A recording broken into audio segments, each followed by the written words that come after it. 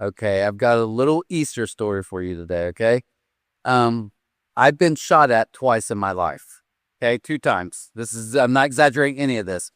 Two probably scariest moments of my life, like literally thinking I'm going to get shot and killed in this very moment. They both have actually happened both times on Halloween, so it's not an Easter story at all. But I was thinking about this, and probably one of the scariest moments of my life was one time. I'm 14 years old, my older brother's 16, and we go corning on corn. I think it's called corning. I don't know. Anyways, but if you don't know what's going on, you don't need to. Basically, it's just something dumb people do. So we take a bunch of like hard shell corn and throw it at cars when they pass by on Halloween. Now, why would you do that? So you can ruin their paint, so you can make somebody miserable who's probably taking their kid's surgery. That's why we did it. So we're in the middle of this, and this old truck comes by, right? This really old beat up pickup truck comes driving by, and we're just pelting it. I mean, we're drilling the truck. Well, he just hits his brakes hardcore. And it's an old man. And he gets out and he's like saying words that probably aren't appropriate for in this room. And my brother, who's like in front of me, like a little bit lower, he yells something back to him inappropriate. Next thing I know, this guy pulls out a spotlight, like a deer, like spotlight, and he's going up and through the woods. And then I think he had like some kind of rifle, but he just starts shooting. And in that moment, my brother, there was a big rock. He just gets kind of underneath it. I'm like maybe 20 feet above him, and I'm behind a tree, and I am literally freaking out. I mean, I'm no exaggeration. I heard 3 or 4 shells actually hit the tree above me. And in that moment, your heart's racing. I'm like, I'm going to die. This is so stupid. Why do I ever do anything with my older brother? And in that moment, I thought, man, if this guy starts walking up with his gun, we're all goners. So I look around the tree just like this. I mean, he's shooting so much at us. And I look around the tree like that. And my brother is like behind a rock, right? And he makes eye contact with me. I kid you not, guys. He winks at me. And I know it's on. And about that time, he turns and tells this old man he's number one and some other phrases that are completely inappropriate. And he just opens fire. So we go running up to the top of the hill, just shoot it like crazy. And we get in the truck. My brother's like little Ford, little Ford Ranger. We get in the truck and he's smiling and he said, "That's wild, isn't it?" And I looked at my brother, 14 years old, and said, "You're broken. Like something's broken inside of you." I said, "What are you doing?" And he was so confused. He's like, "Well, what do you mean?" And it blew my mind. I was like, I don't even get where your brain disconnects in life. Like I almost lost my life and you made it worse. What are you doing? And he didn't say anything. He just put a chew of snuff in and drove off like it was nothing. And I tell you that because we can tell stories like this, and we all been in crazy moments where you're like looking at someone and you're like, what are you doing? Right? Why do you keep going back to that relationship? What? I thought you were going to quit that. What are you doing? And we can laugh at that. But it gets serious when we have to say, what am I doing? Why do I keep coming back to that? Why do I keep coming back to them? What am I actually doing? What am I doing? You see, the first one I can laugh at with my brother, but in my personal life, it's like, what am I doing? Why did I do that again? Because it seems like there's some brokenness inside of us, and we can try to hide it, manage it, medicate it, whatever it takes. But at the end of the day, we're like, something is broken. It's like there's pieces of us that are broken. In Colossians 1, this is what it said. It says, talking about Jesus, he existed before anything else, and he holds all creation together. But all the broken and dislocated pieces of the universe, people and things, animals and even atoms, get properly fixed and fit together in vibrant harmonies. Now, I want you to kind of hear this tonight because I think this is so critical, okay? God doesn't remove the pieces, but he can rebuild them.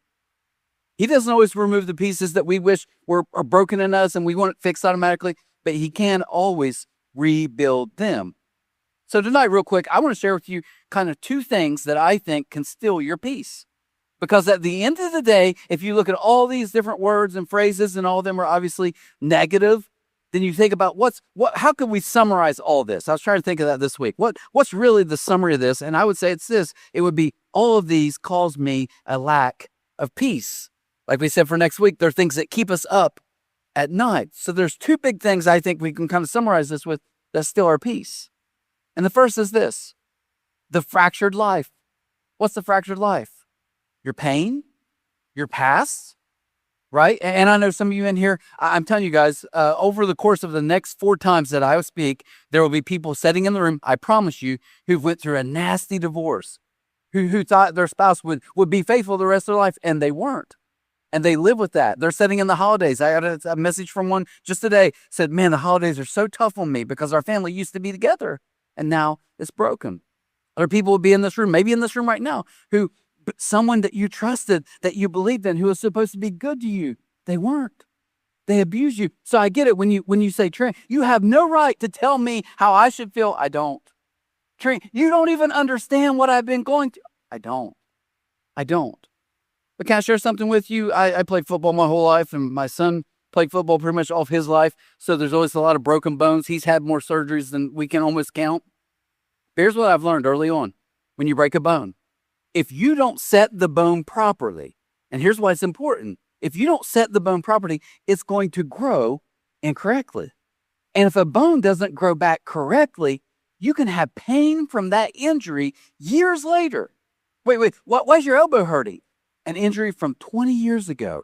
You still feel the pain. So I don't know what you've been through. I don't know your story. But I can say this: I don't want you to live with pain from moments that happened 30 years ago. I don't want you to live with bitterness right now from something that happened 5 years ago. I don't want you holding on to stuff that just is toxic for you. Why? Because you had to keep it. Because something isn't set correctly. There's a guy in the Bible, a story of a guy, a leper, in Mark 1. And I love it because something was broken in his life. With leprosy, here's what it meant. It meant you couldn't be around people. You had to yell unclean. People had to keep 150 paces away from you at all time, according to the law. So you were very isolated. You couldn't hug your wife. You couldn't be with your children anymore. Really a terrible, terrible thing. And here's what it says in Mark 1. It says, a man with leprosy came and knelt in front of Jesus, begging to be healed.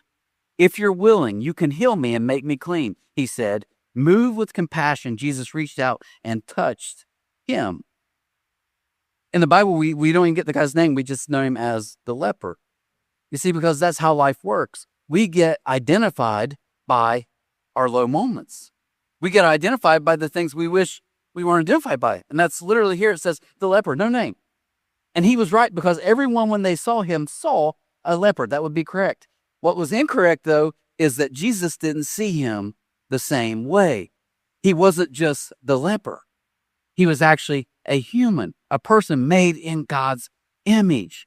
That's the beauty of who Jesus is. That's the beauty of what Jesus does. Throughout all of Jesus' ministry, what you'll find is he's constantly taking broken things and putting them back together.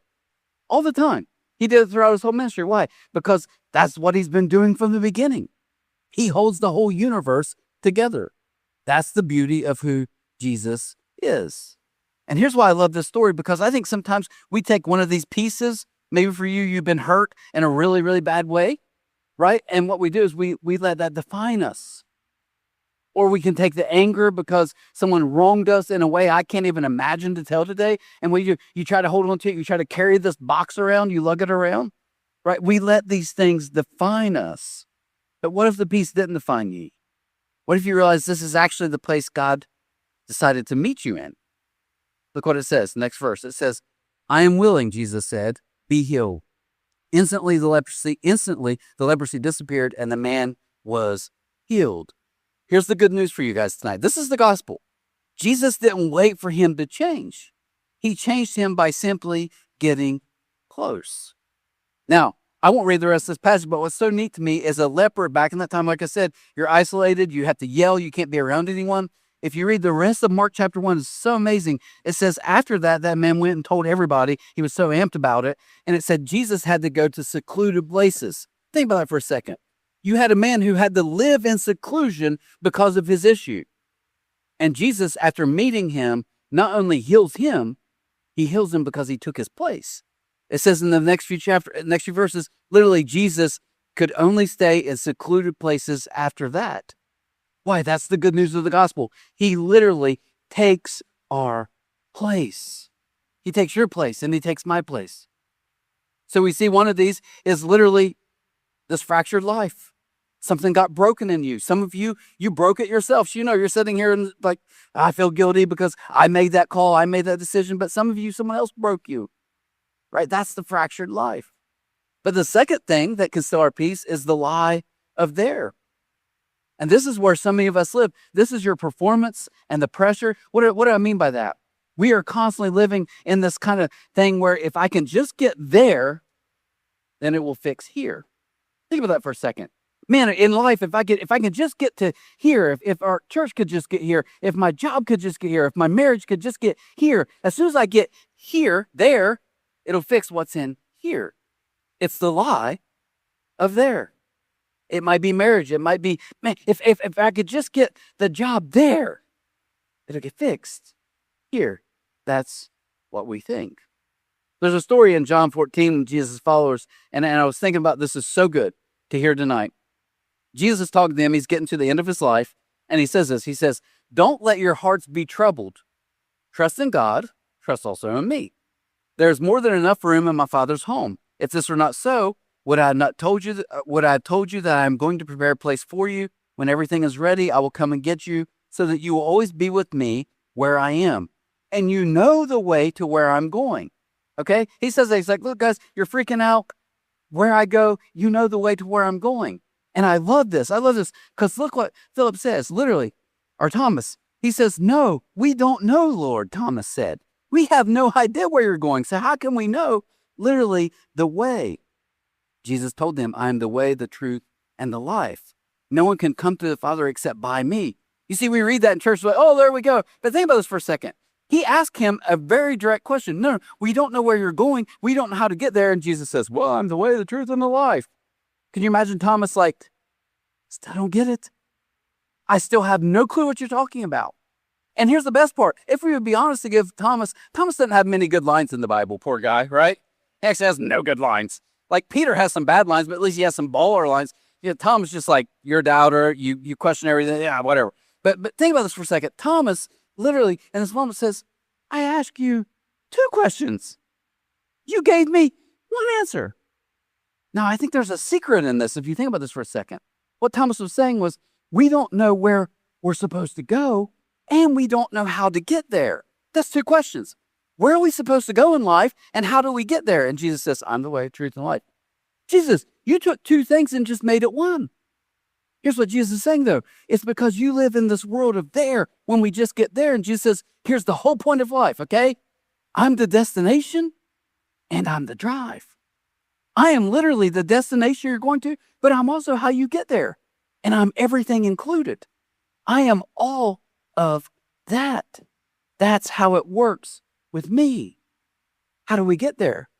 Where are we going? Jesus says to me, right? I think sometimes we talk about heaven like, oh, I can't wait. I'm going to be fishing every day and I'm going to be, playing pool. I don't know why you play pool in heaven. Maybe it's just billiards. But either way, whatever you want to do, cool. I'm not saying we don't do that. I don't know. Never been there. But I would say this. I think what really heaven is the fact that Jesus says, no, it's you're with me. And life on earth can be heaven how? Because you're with me. That's the goal of all of life. Completeness comes from him. And what happens in life is we have pieces, right? You can see the pieces all around me. I have some Lego pieces. I never had Legos as a kid because I was too poor, but I stole these from another kid. And here's the best part. This kid, his parents attend C3, and he said this. I said, hey, I need some Legos, and I need one you made recently. And his mom brought it, and his mom said, listen, he knows you. He said, don't lose it. Don't break it.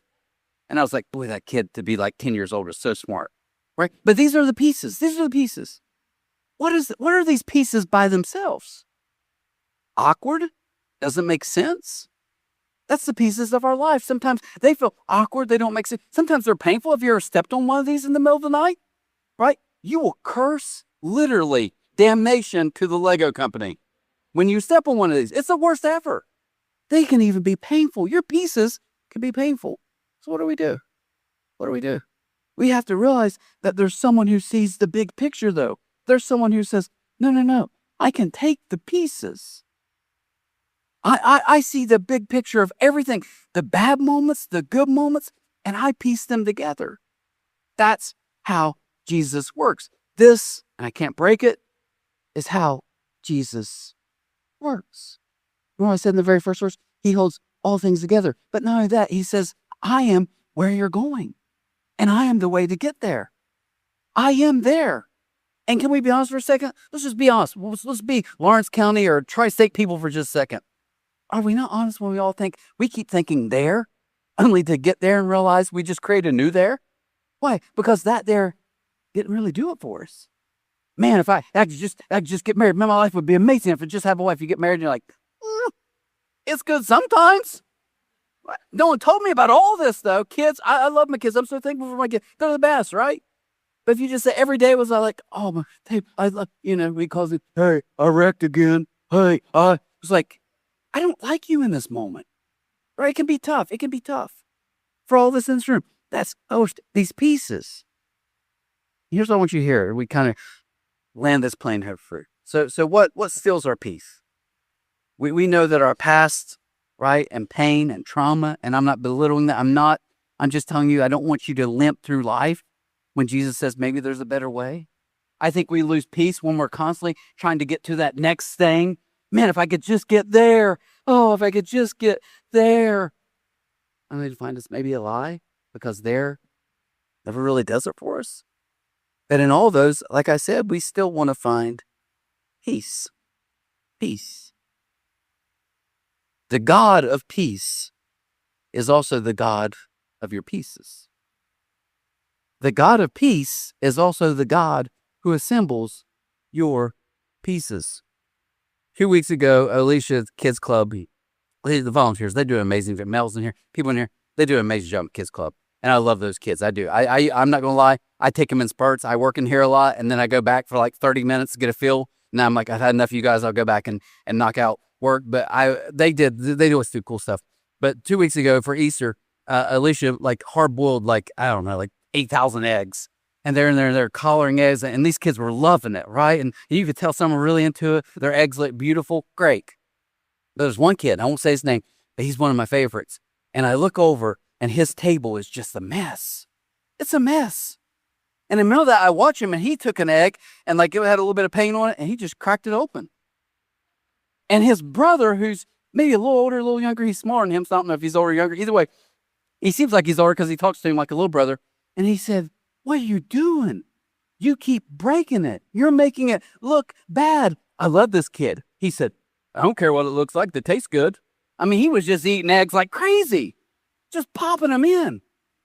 And I thought, you know what? There's actually a really kind of amazing theological thing there, right?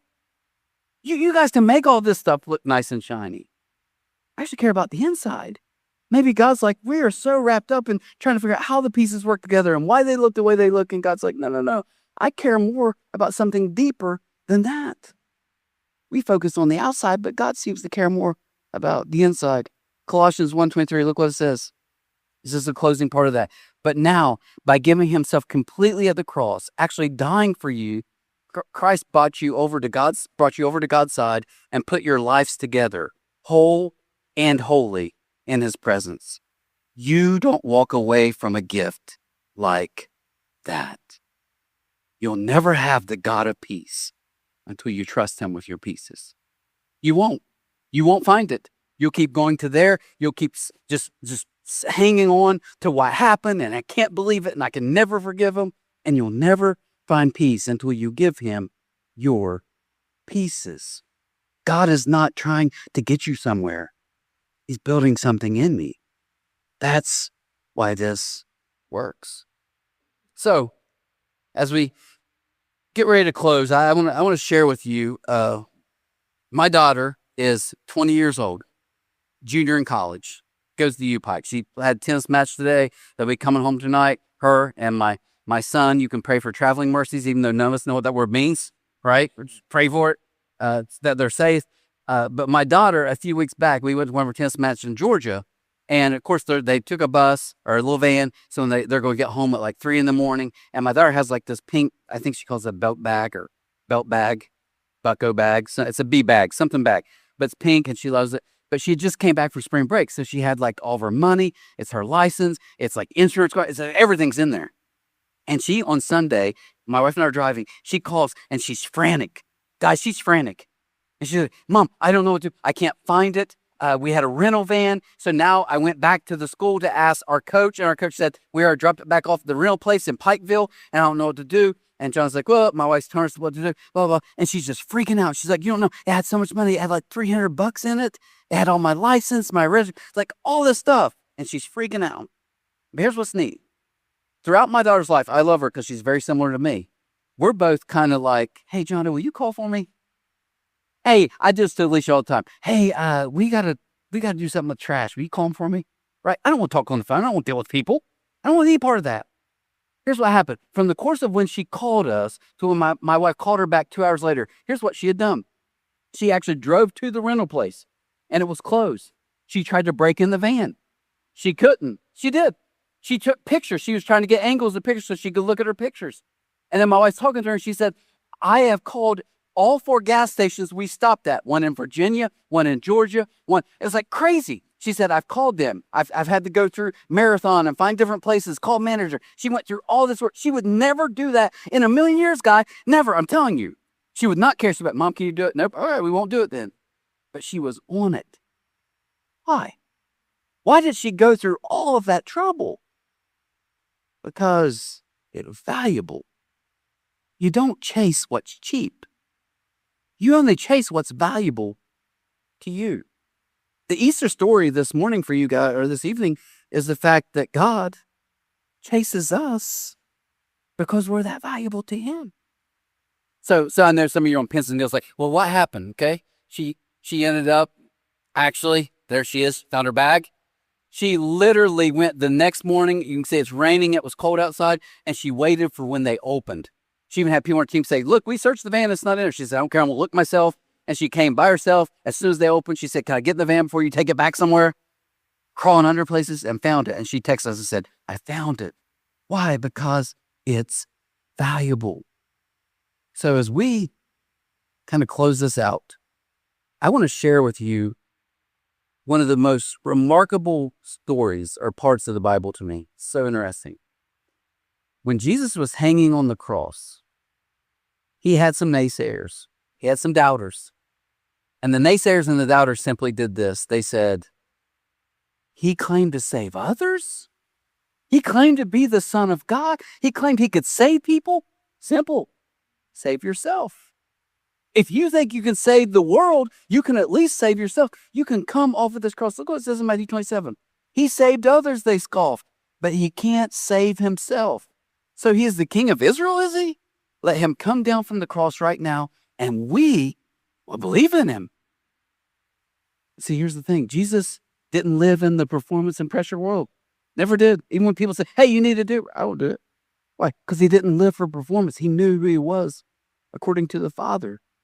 And he didn't stay on the cross because he was weak. He stayed there because you and I are that valuable to him. We chase what's valuable. We do stuff we would never do. And something's valuable. And that's exactly what he did. So in our lives, we try to fix the boxes.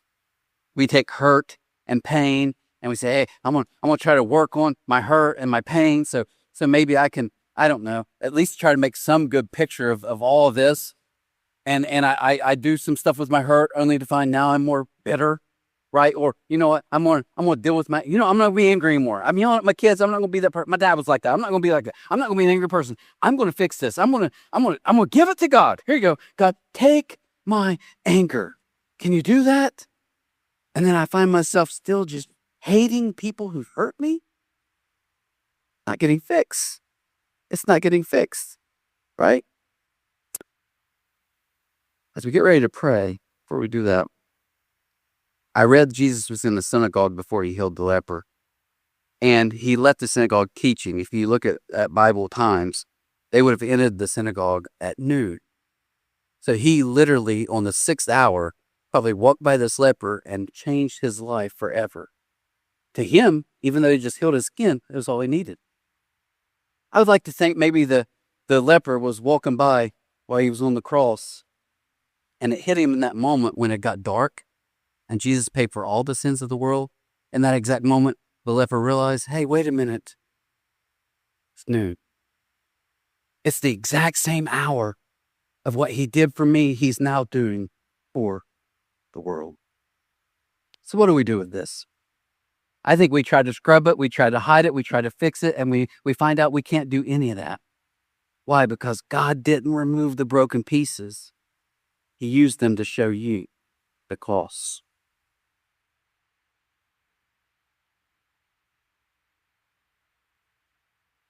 So this evening, I want you guys just a moment to just pray with me, okay? And I want you to think about this for a second. You see, the words don't get removed, but there's a brighter light that kind of shines through them. Let's pray. Father, I pray today for the people in this room. I pray for us as we celebrate the most amazing story ever written, that we would be reminded of something this morning. This day, let us be reminded that what defines us in the darkness gets blasted by the light of the cross. Jesus, I pray today for some people in here that I know over the course of this weekend are dealing with such tough stuff. They're dealing with being alone. They're dealing with struggling. They're dealing with addiction. Whatever it might be, I pray we would know tonight in this moment that because you arose, the cross not only fixes things, but shines through all the cracks of our lives. Jesus, we thank you. We thank you that we have life and forgiveness and joy and peace only because of you. You're not only the destination. You're not just the destination. You're the drive. You're that moment. So today, I pray for us as we get ready to close out this time. Jesus, we would truly celebrate who you are. And for that person here watching, maybe online, who would just say in this moment, I need something. My pieces aren't working. They're too broken. And Jesus says, not for me. Not for me. He takes all the broken pieces and puts them together in perfect harmony. Jesus, thank you for doing that in my life. Thank you for continuing to do that every single day of my life. So today, Jesus, we celebrate you because you arose. And because of that, we have peace, we have joy, we have life. You are the way, the truth, and the life. And we can't thank you enough for it. We thank you this easily, repent, because you deserve it all. We ask this in your name. Dear God.